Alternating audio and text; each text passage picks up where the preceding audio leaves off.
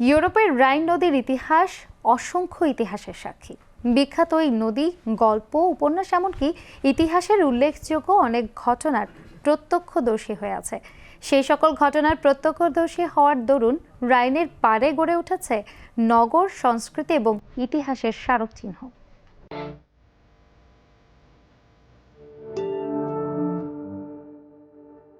রাইন নদী ইউরোপের অন্যতম গুরুত্বপূর্ণ নদী। সুইজারল্যান্ডের আল্পস থেকে জন্ম নিয়ে জার্মানি, নেদারল্যান্ডের কোল ছুঁয়ে মিশেছে সেই উত্তর মহাসাগরে।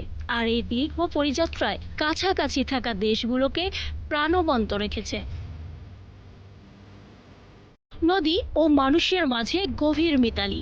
এই নদীর কাছেই বেড়ে উঠতে থাকা জনপদ তাদের অর্থনৈতিক ও রাজনৈতিক বুনিয়াদের জন্য রাইনের উপর নির্ভরশীল ছিল। এমনকি শিল্প সাহিত্যেও রাইনের অবদান কখনোই ভুলে যাওয়া হয়নি। আর এই ঐতিহাসিক নদীর পাড়েই গড়ে উঠেছে কেহল শহর।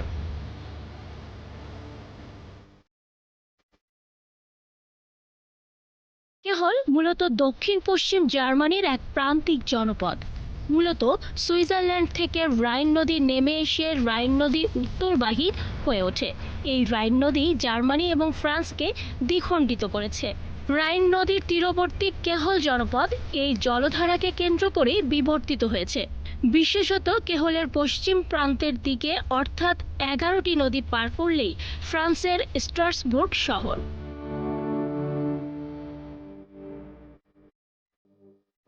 রাইনের দক্ষিণে সুইজারল্যান্ড এবং উত্তরে জার্মানির রাজধানী বার্লিন। তাই কেহলের দুই পাশেই নদী এবং একপাশে বনভূমি। একপাশের বনভূমিকে খুব ভয়ঙ্কর কিছু ভাবার প্রয়োজন নেই। ব্ল্যাক ফরেস্ট অনেকটা পর্বতের মতো। এছাড়াও ঘন বনের মিশেলে বেলে পাথরের এই বন পর্বত কেহলকে যেন সুরক্ষিত করে রেখেছে।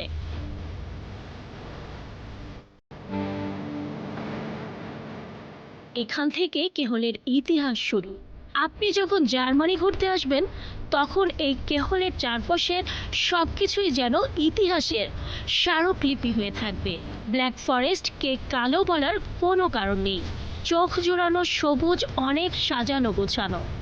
অবশ্য আপনি গাড়িতে চড়েও এই সবুজের সৌন্দর্য উপভোগ করতে পারবেন। একটু দূর থেকেই এই বনরাজিকে কিছুটা কালো দেখায়।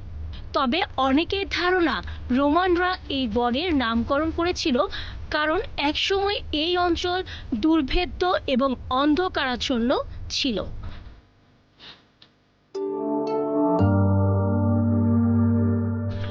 খ্রিস্টীয় 11 শতকের রাইনের তীরবর্তী কেহল শহরে ছিল জেলেদের বাস। তাই একে জেলে বস্তি হিসেবেই সকলে চেনে। এমনকি 14 শতকের প্রথমার্ধে সমগ্র ইউরোপেই এটি জেলেদের অঞ্চল বলে পরিচিত ছিল। কিন্তু এখন এটি একটি বিশাল শহর।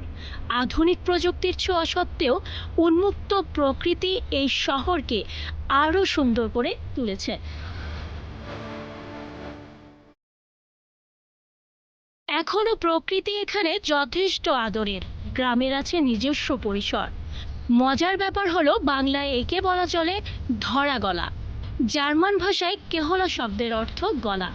ভাষার যে গ্রামীণ বিবর্তন, তার ফলে এই নাম হয়েছে কেহল। এই নামের পেছনে অবশ্য এক প্রাচীন জনশ্রুতি রয়েছে।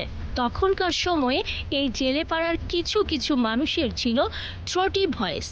এজন্যই তাদের কেহল বলা থেকে শহরের নামও এমন হয়ে গেল। এখনো এই শহরে কেহল পদবীর অনেক মানুষ খুঁজে পাওয়া যাবে।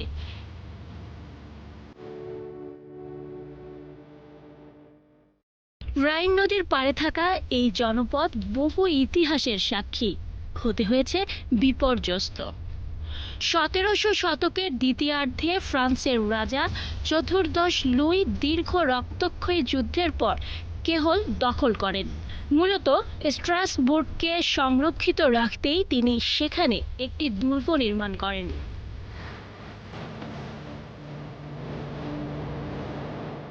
তবে ওই শতকেই জার্মানি ও ফ্রান্সের মধ্যে রিসুইক শান্তি চুক্তি সম্পন্ন হওয়ার পর জার্মানরা কেহল ফিরে পায়।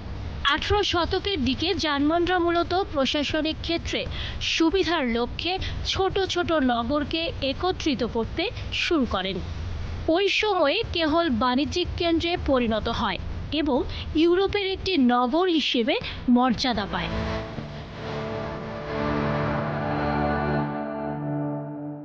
অবশ্য তীরবর্তী বহুবার কেহল জার্মানদের হাতছাড়া হয়েছে। প্রথম ও দ্বিতীয় কেহলের যুদ্ধে এই নগর বহুবার ক্ষতিগ্রস্ত হয়েছে। মূলত 19 শতকে প্যারিস চুক্তির মাধ্যমে কেহল আবার জার্মানদের হাতে ফিরে আসে। কেহলের দুর্গটিকে ভেঙেই আবার শহরকে ঢালাও করে সাজানোর কাজ শুরু হয়।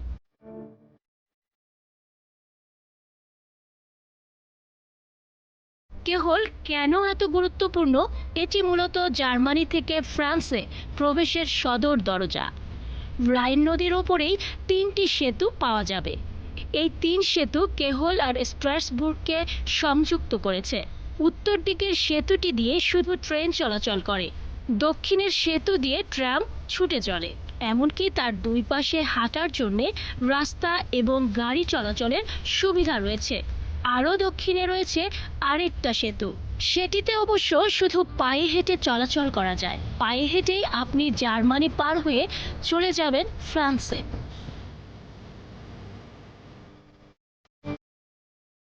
কেহলে ঘুরতে এসেই আপনি একসাথে দুটো দেশের মাঝে যাতায়াত করতে পারবেন। সেতুর মাঝখানে আড্ডার জায়গা রয়েছে। এই জায়গা না ফ্রান্সের না জার্মানির। সেতুর রেলিংয়ে বহু তালা দেখতে পাবেন। স্থানীয় মানুষের ধারণা তালা ঝুলিয়ে রাখলে মনের কামনা পূর্ণ হয়। বিশেষত প্রেমিক যুগলেরা মনে করে তালা ঝুলিয়ে চাবি রাইনের নদীতে ভাসিয়ে দিলে সম্পর্কটি টিকে থাকবে। রাইনের তীরে হই হুল্লোড় আর প্রেমের সুর আপনাকে প্রাণবন্ত রাখবে।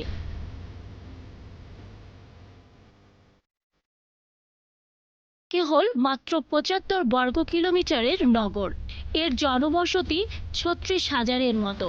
ফ্রান্স দ্বারা অধিকৃত হওয়ার আগে এখানকার মানুষ প্রোটেস্ট্যান্ট হলেও পরবর্তীতে ক্যাথলিক হয়ে ওঠে।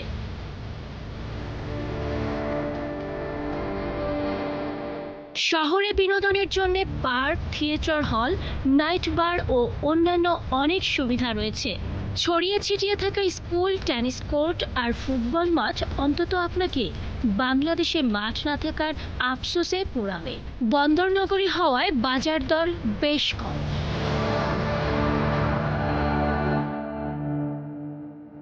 এই শহরে কার্নিভালের বেশ গুরুত্ব রয়েছে। আপনি যদি কোনো উৎসবের সময় চান তাহলে বসন্তের আগে আগে গেলে উপভোগ করবেন। প্রাচীন বিশ্বাস অনুযায়ী শীত শয়তানের রাজত্ব, তাই শীতের একদম শেষে আসায় কার্নিভাল বসন্তকে বরণ করে। নগরবাসীরা অদ্ভুত পোশাক ও মুখোশ পরে শোভাযাত্রায় বের হয়। এ সময় গান বাজনাও চলে। ভায়োলিনের সুর, মানুষের কোলাহল এই উৎসবকে যেন অনাদিকালে নিয়ে চলে।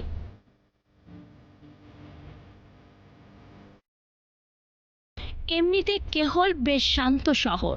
আপনি যদি কেহল ঘুরতে যান তাহলে অসংখ্য যুদ্ধচিহ্ন দেখতে পারবেন। রাইনস্ট্রপ চত্বরে গেলেই 1870 সালের ফ্রান্স জার্মানি যুদ্ধের স্মারক দেখতে পাওয়া যাবে। এছাড়া পাবেন মাতা কনজিগের মূর্তি। মাতা কনজিগের মূর্তির অপর দিকেই রয়েছে শান্তি গির্জা, ফ্রিডেন্স কিসা। 1817 সালে নির্মিত এই গির্জা ক্যাথলিক বা প্রোটেস্ট্যান্ট উভয়েরই প্রার্থনা স্থল। দক্ষিণের দিকে হাই স্কুলের পাশে দ্বিতীয় বিশ্বযুদ্ধে নিহত 2144 জার্মান সৈন্যের মৃতদেহ নীরবে শায়িত, যা যুদ্ধের ভয়াবহতার চিহ্ন।